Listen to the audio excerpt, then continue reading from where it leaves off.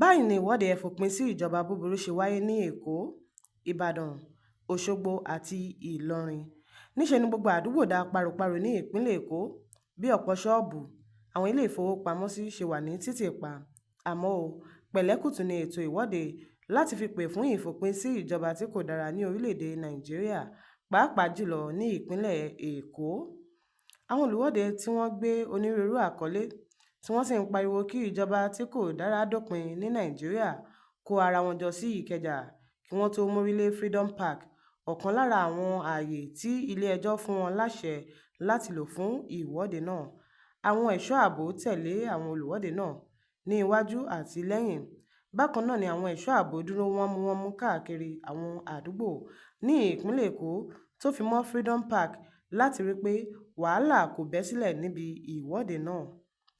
Àwọn olùwọ́de náà sọ pé ìwọ́de oní àlàáfíà ni àwọn fẹ́ ṣe tí àwọn kò sì ní fi ààyè gba jàgídíjàgan rárá.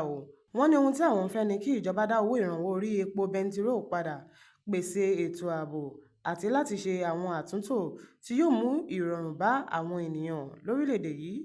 Ọjọ́ 10 ni àwọn olùwọ́de ní àwọn máa fi ṣe ìwọ́de títí di ìgbà tí ìjọba máa fi tẹ̀lé ìbéèrè àwọn. Ìwọ́de ebi ń pa wá tó ń wáyé káàkiri orílẹ̀-èdè Nàìjíríà náà gbéra sọ ní nǹkan bí agogo 9 òwúrọ̀ ní Freedom Park ní ìlú Òṣogbo, olú ìlú ìpínlẹ̀ Ọ̀ṣun. Onírúurú àkọlé ni àwọn ọ̀dọ́ tó ń ṣèwọ́de náà gbé dání láti fi ẹ̀hónú wọn hàn sí ìjọba lórí ìṣẹ́ àti òṣì táwọn èèyàn ń kojú. Lára àwọn àkọlé tí wọ́n gbé dání ni pé náírà gẹ́gẹ́ bí owó oṣù tó kéré jùlọ kò sí ní ìbámu pẹ̀lú ọ̀wọ́n gógó tó wà ní Nàìjíríà. Àwọn mìíràn ní kí ìjọba dá owó epo bẹntiró padà sí iye tó wà tẹ́lẹ̀ kí Tinubu tó gba ìjọba padà lóṣù karùn-ún ọdún 2023. Lára àwọn olùwọ́de náà ni Olúṣẹ́gun Ọbalolúwa tó ń ṣiṣẹ́ ọ̀kadà ti ṣàlàyé pé àìsí iṣẹ́ ló gbé òun dé ìdí iṣẹ́ ọ̀kadà nítorí òun kẹ́kọ̀ọ́ gboyè ní ilé ẹ̀kọ́ gíga fásitì ìjọba àpapọ̀ tó wà ní ìlú Ìlọrin tóun sì kẹ́kọ̀ọ́ gboyè lọ́dún 2009. Lẹ́yìn tí mo jáde ní fásitì náà tí kò sí iṣẹ́ ni mo tún padà lọ sí School of Health tó wà ní ìlú Ọ̀fà ní ìpínlẹ̀ Kwara, ṣùgbọ́n gbogbo ìwé tí mo kà ló já sí asán pátápátá nítorí mi ò rí iṣẹ́ fi ṣe.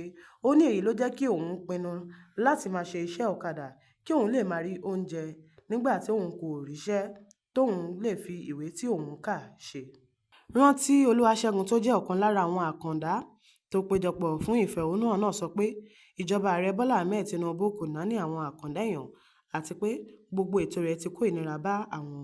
Olúṣẹ́gun rọ ààrẹ Bọ́lá láti bójú àánú wo ìnira tí àwọn ọmọ orílẹ̀-èdè Nàìjíríà ń dojúkọ ní àkókò yìí kí wọ́n sì wá ojútùú sí gbogbo nǹkan tó ń bá wọn fínra. Adétúnjí Àjàlá, ẹni tó jẹ́ adarí fún àwọn olùwọ́de náà, rọ gbogbo àwọn tó farahàn fún ìwọ́de láti má ṣe ba ohunkóhun jẹ́ rárá nítorí ìwọ́de àlàáfíà ni àwọn fẹ́ ṣe. Àjàlá tún fi kún pé ọjọ́ 10 gbáko ni àwọn máa fi ṣe ìwọ́de náà ní Ìlọrin. Ìpínlẹ̀ Kwara ẹ̀wẹ̀, páro-páro ní pápá ìṣeré Metropolitan Square ibi tí ilé-ẹjọ́ fún àwọn olùfẹ̀hónúhàn láṣẹ láti lò fún ìwọ́de. Wọ́n ní gbogbo ibẹ̀ dá àwọn ọlọ́pàá àtàwọn ẹ̀ṣọ́ ààbò mìíràn wà níbẹ̀ láti mójútó àwọn olùwọ́de, àmọ́ àwọn olùwọ́de kò tó nǹkan níbẹ̀ rárá. Àwọn ọlọ́pàá fẹ́ẹ̀ pọ̀ ju àwọn olùfẹ̀hónúhàn lọ nítorí àwọn èèyàn kò tú síta, bóyá nítorí ìbẹ̀rùbojo àtàwọn gbèdéke tí ilé-ẹjọ́ gbé kalẹ̀ lórí ìwọ́de náà. Àmọ́ bí àwọn olùfẹ̀hónúhàn náà ṣe kéré tó níye, wọ́n ní àwọn kò ní bojú wẹ̀yìn àfi kí àwọn ṣe ìfẹ̀hónúhàn yìí. Àwọn ibi méjèèjì tí ó yẹ káwọn olùwọ́de ti pàdé ní ìlú Àkúrẹ́ bí olú ìlú ìpínlẹ̀ Àwọn ibi méjèèjì tó yẹ káwọn olùwọ́de ti pàdé ní ìlú Àkúrẹ́, olú ìlú ìpínlẹ̀ Oǹdó ló dá páro-páro bí àwọn ọ̀dọ́ tó ti ń gbáradì fún ìwọ́de ebi ń pa wá kò ṣe yọ ní ìlú Oǹdó, wọn ò farahàn. Àwọn akọ̀ròyìn lọ ṣe àbẹ̀wò sí A Division àti Cathedral tó jẹ́ ibi méjèèjì tó yẹ kí àwọn olùwọ́de ti pàdé, ṣùgbọ́n tí ibẹ̀ dá páro-páro tó sì jẹ́ àwọn ọlọ́pàá ni wọ́n wà ní àwọn ibẹ̀. Àwọn agbófinró ló wà ní gbogbo àárín ìgboro Àkúrẹ́, èyí tí àwọn ará ìlú fi sọ pé ìfarahàn àwọn agbófinró ló fa ìbẹ̀rùbojo èyí tí kò jẹ́ kí àwọn ọ̀dọ́ náà jáde láti ṣe ìwọ́de. Gbogbo ilé ìtajà tó wà lọ́jà Ọba ló wà ní títìpa o látàrí ìbẹ̀rù ohun tó lè wáyé lásìkò ìwọ́de náà. Àwọn ìpínlẹ̀ bíi Ògùn, Oǹdó, Èkìtì, Èkó títí tó fi dé olú ìlú Nàìjíríà tí ń ṣe Àbújá ni àwọn agbófinró ti dúró wámúwámú láàárọ̀ kùtù.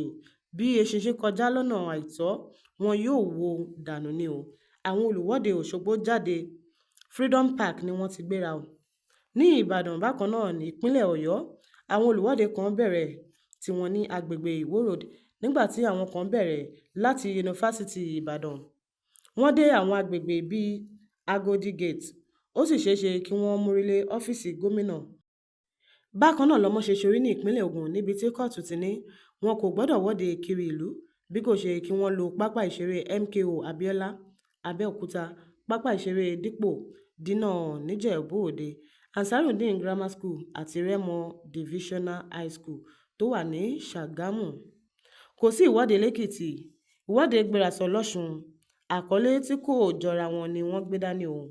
Lára rẹ̀ ni èyí tó ń kéde pé àwọn kò fẹ́ ìjọba Bọ́lá Ahmed Tinubu mọ́ lórí ipò. Àwọn olùwọ́de náà kó àkọlé tó ń kéde ebi, ìyà, ìnira àti bẹ́ẹ̀ bẹ́ẹ̀ lọ, wọ́n sì ń wọ́de lóhùn kan náà. Ìwọ́de ti gbérasọ nílùú Àbújá o, tí ń ṣe olú ìlú Nàìjíríà, ṣùgbọ́n bí àwọn afẹ̀hónúhàn náà ṣe jáde ni àwọn kan náà jáde takò wọ́n o. Wọ́n ní ọ̀rọ̀ ìfẹ̀hónúhàn kọ́ ló kàn o, kì í sì ṣe ọ̀nà àbáyọ sí gbogbo rògbòdìyàn tó ń lọ lọ́wọ́ ní orílẹ̀-èdè. Bákan náà ni àwọn ọlọ́pàá jáde láti lọ tako àwọn tí wọ́n doríkọ ọ̀nà Eagle Square láti lọ ṣe ìfẹ̀hónúhàn, tí wọ́n sì tú tíà gáàsì tó ń tìbọn sókè láti fi tú wọn ká. A ní rí jù báyìí lọ lábala ìròyìn lórí ìwọ́de tó ń wáyé láti iléeṣẹ́ Jígí Alára 24. Ọdẹ́mọ Abímbọ́lá Babalọ́lá lóníròyìn o. Títí di ìgbà mìíràn tá ò fi ire àtayọ̀ pàdé. Ire o, ire lójú owó ń rí.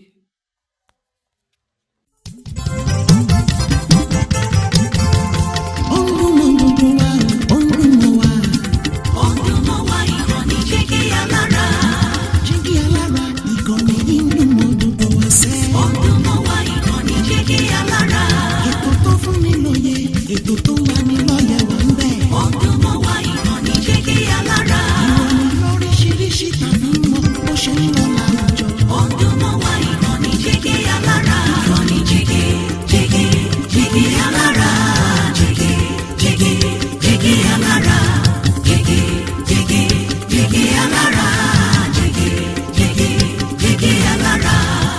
Ìkànnì Jígí Alára 24, bàbá gbogbo.